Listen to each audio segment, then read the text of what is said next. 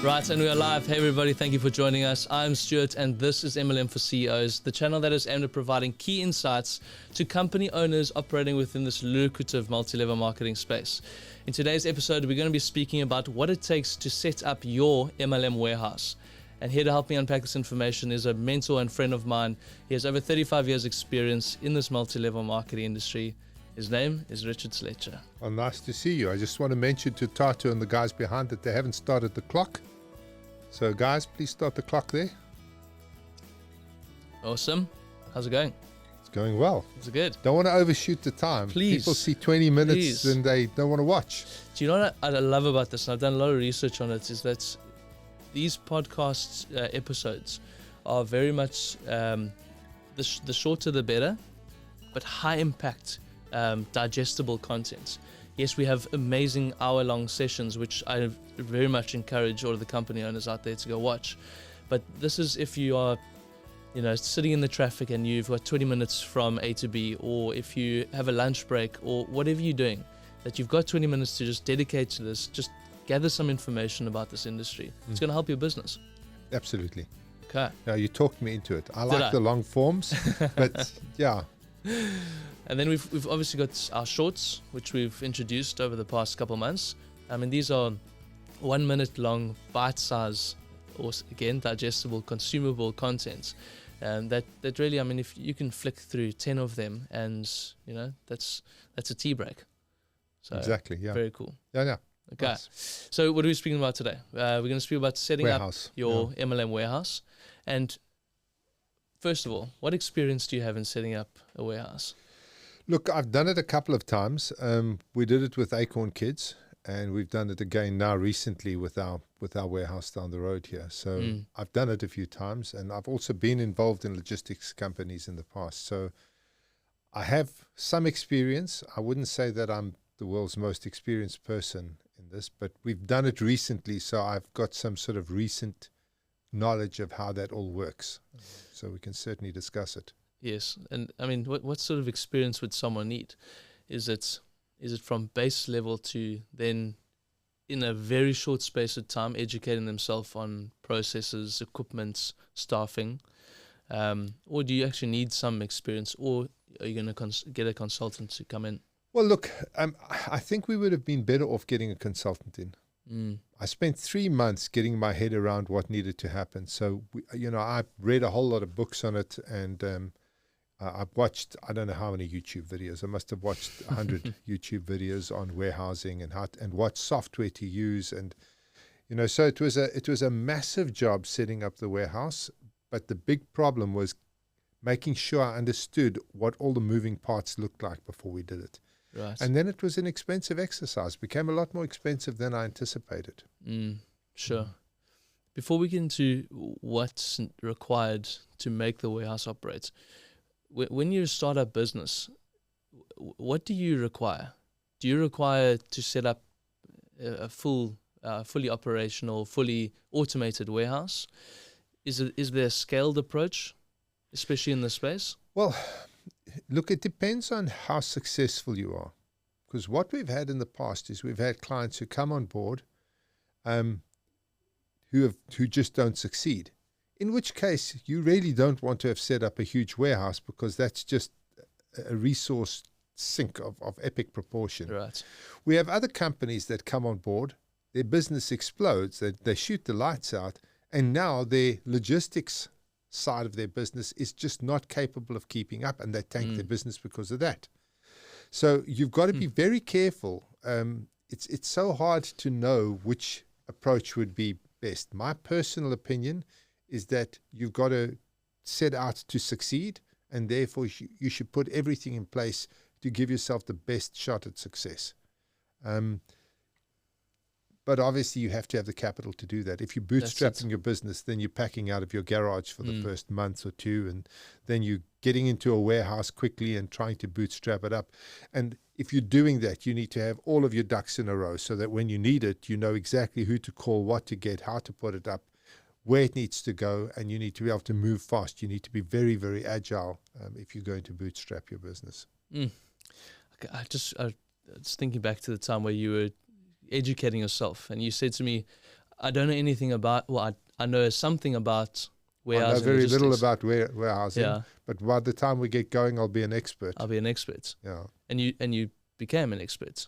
You know, I had to. Yeah, you set up a very an epic warehouse. I must say. Slick, eh? Yeah, no, it's very cool.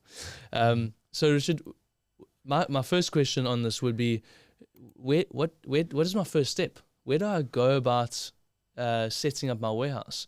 What is the first thing that I need to do?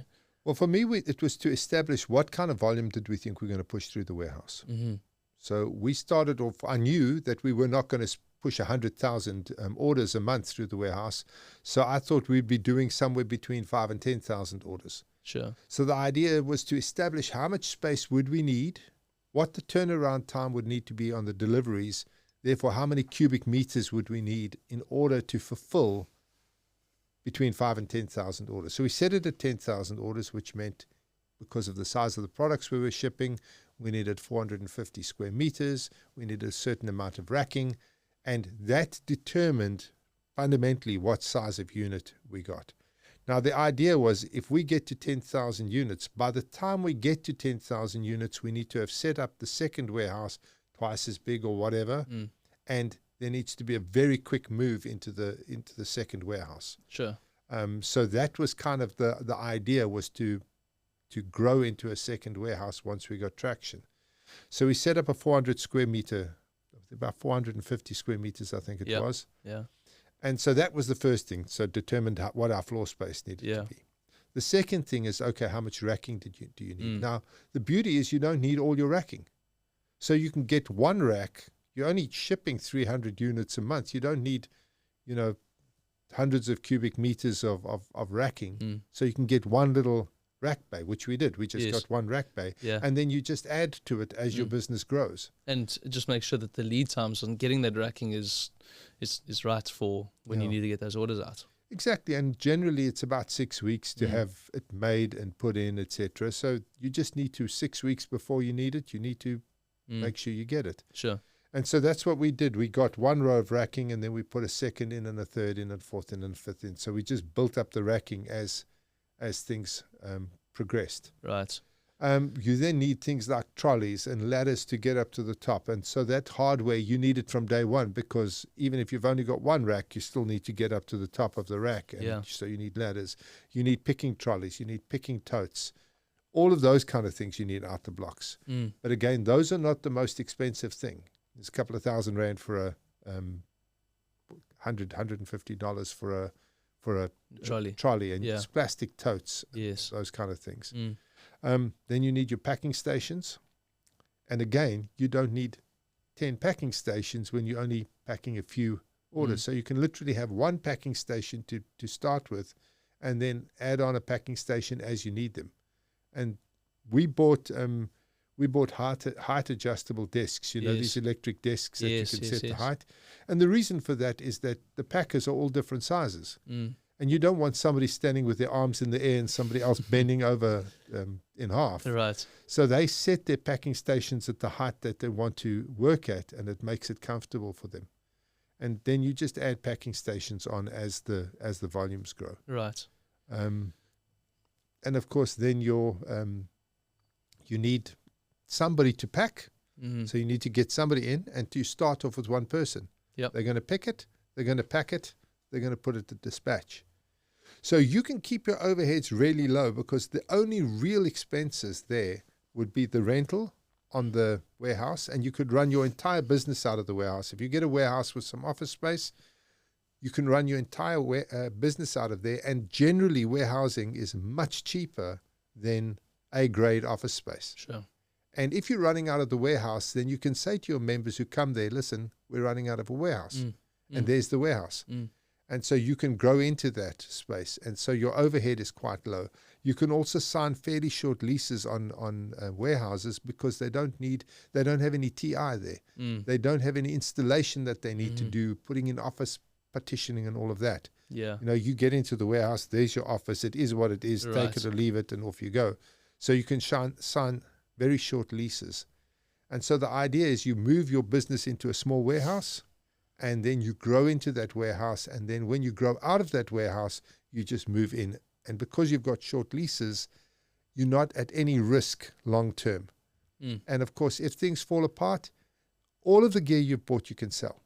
So you will lose some money on it, but you're not at like crazy huge risk. Yeah. And what about, because I know we had a UK based software that ran the warehouse. Would you suggest that's something that company owners would implement?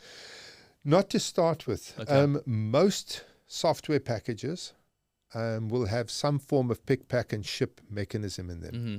And so the idea would be to use a paper-based pick, pack, and ship system to start with. Yep. Go back to the old-fashioned way of doing it. Yeah. Once you get traction and you know the business is going to work, then the idea would be to roll into those kind of softwares, because all of them are expensive. All of them require you to sign long-term agreements with them in order to get into them. Yeah. They have all sorts of hassles getting out of the deals. So I wouldn't actually go for a proper system until such time as you've got some traction and you know that the business is working. Sure. And then, of course, they make life so easy because it keeps track of everything. You're scanning instead of going through a paper and ticking off that you've got it. Yeah. But again, if you're packing 300 items a month, it's fine. It's not a problem. It's only when you start getting into thousands of orders that you need proper systems. So we've forgotten about the one thing, which is my favorite thing, which is our forklift. Yeah. Yes. I still need to do my license. Yes. What on earth were you thinking? Why didn't you get it when we were doing it? I don't know. So the big thing with a forklift, and again, you need to be careful that you don't go at it prematurely. Sure. I think we were premature in buying our forklift, to be honest with you, because the amount of stock we were getting in was so small, we could have just unpacked it by hand. Sure. Now we've got a forklift and we're picking it up off the truck and moving it into the warehouse and breaking the pallets down and all of that. So from my perspective, a forklift is something you don't need off of the blocks. You can literally, if you've got small volumes coming in, either they're not packed on pallets, or you can break the pallet down in the truck and literally manhandle the product into the warehouse straight off the back of the truck.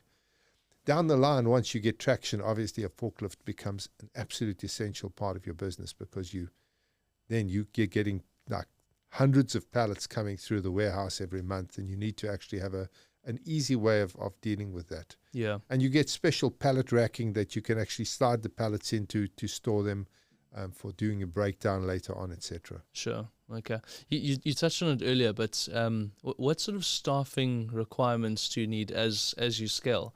Is there a perfect formula to the number of orders that move out to those that pick and pack? So a packer pair can pick and pack around 80 orders and 80 items an hour. Yeah. Sorry, that was a riddle. What, pick a pack a pair? Peter Can Piper pick a pair. Yes. So normally you have somebody who goes and picks, and then somebody who packs. Now you would start with a single person who would pick and pack. As your volumes pick up, you would get a second person who would pick and bring it to the packing station, and that person would pack. So there's always somebody picking, bringing the totes in, and somebody else packing. And the velocity for picking is much higher than the velocity of packing. So you could have one person supplying two packers. Sure. Yeah. And so one person could be picking and two people could be packing. So as you grow your business and you see that the stress starts to come onto the pickers and the packers, you just add people to it. And because picking and packing is a very simple process, you don't need highly skilled people. It doesn't take a lot of training to get them up to speed. They go around the warehouse with a picker for a couple of days. They're up to speed and off they go.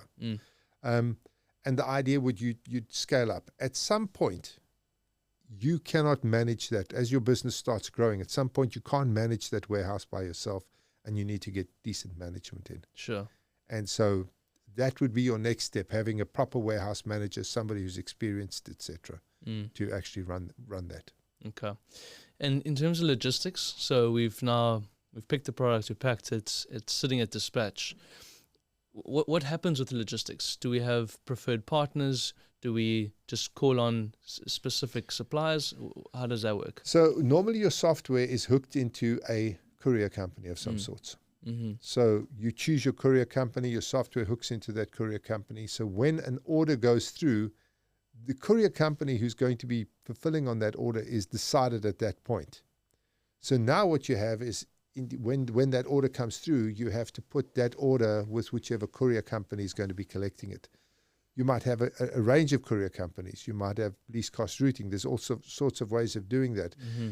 Your package goes there. Now, initially, what you want to be doing is just filling out your waybills by hand, because you don't need to go to the expense of getting everything automated. Yeah. But once you get traction, you need thermal printers that print out the label, the waybill, slap it onto the box, and the box goes out the door. Sure. So yeah, again, those decisions are made on the front end, because who's going to ship the product? The customer actually chooses, I'm going to use, and they choose FedEx or whatever, and then the product gets shipped via FedEx. Sure. And so you just need to know as a picker-packer where that product is going, what path it's taking, and then that courier company will pick it up. There's the waybill. They take the waybill. They sign off on the waybill. They give you the copy. They take the product away. I mean, Richard, just listening to you, having seen what you did to put all of the warehouse together, that is one aspect of the network marketing business. And this is a very complex industry to run a company within. Yeah. So understanding all these elements, this is obviously important information, and it's information if you don't have, either you have to educate yourself and become an expert, or you have to employ an expert to manage that part of the business. Yeah, 100%. And I just want to point out something else, is that if you have a look at most other businesses, okay, you could be a logistics company. What you do is logistics. But in multi-level marketing, that is one aspect of your business. You might be an e-commerce company. You're selling products online. You're fulfilling through whatever, some sort of Amazon warehousing or whatever. Your e-commerce is one part of your business. You could be running a network. There's people who run networks, big networks. That's their only business they do. Like church is a prime example. Sure. All they do is they create a network of people who are going out there and evangelizing, whatever. Yeah. It's a business all on its own, and it's a massive undertaking, just that. But in multi-level marketing, you've got all of these verticals, and each vertical is a specialized skill in and of itself, whether it's training, whether it's e-commerce, whether it's funneling, whether it's marketing, whether it's the accounting and the financials. Logistics. And logistics, the one we're talking about today, is one vertical that is highly specialized. Yeah. But you as a company owner in the MLM space, you have to be a specialist at that part of the business. In saying all of that and how complex it is, if you get it right, it's a very profitable route to market. Well, I say to people, being in a network is profitable. Owning the company is a license to print money. Sure. It really is. When you get it right, because you control the entire value chain, when you get it right, I mean, it rains money. Okay. Thank you so much for your time. Pleasure. That was awesome. Guys out there, thank you for your time. MLM for CEOs was made possible through our sponsorship with NetReady. So please follow us on all of our channels, Facebook, LinkedIn, Spotify, and YouTube. Look forward to seeing you next time. Cheers. Okay, bye.